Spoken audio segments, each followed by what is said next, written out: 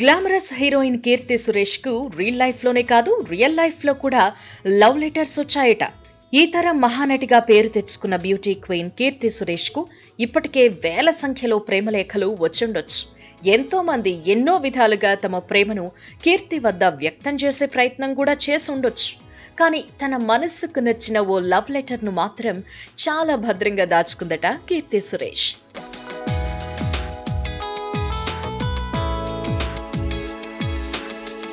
ఫిబ్రవరి నెలంటేనే అందరికీ గుర్తొచ్చేది Valentine's day.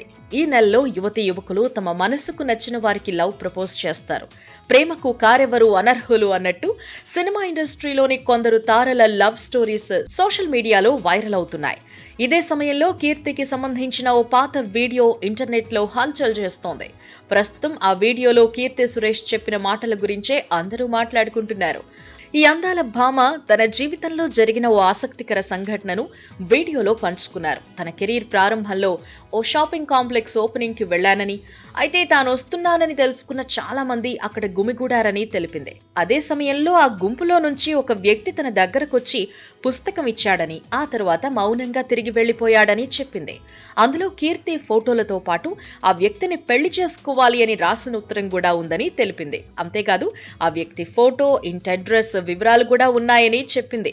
అదంతా చూసి షాక్ అయ్యానని, కాసేపటి తర్వాత నవ్వుకున్నాను అని తెలిపింది కీర్తి సురేష్.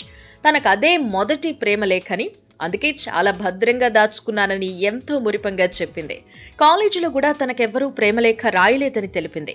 ఇప్పుడు ఈ వీడియో సోషల్ మీడియాలో హాట్ టాపిక్ గా మారింది. కీర్తికి ప్రేమలేఖ రాసిన ఆ అదృష్టవంతుడెవరోనని అందరూ తెగ ఆలోచిస్తున్నారు.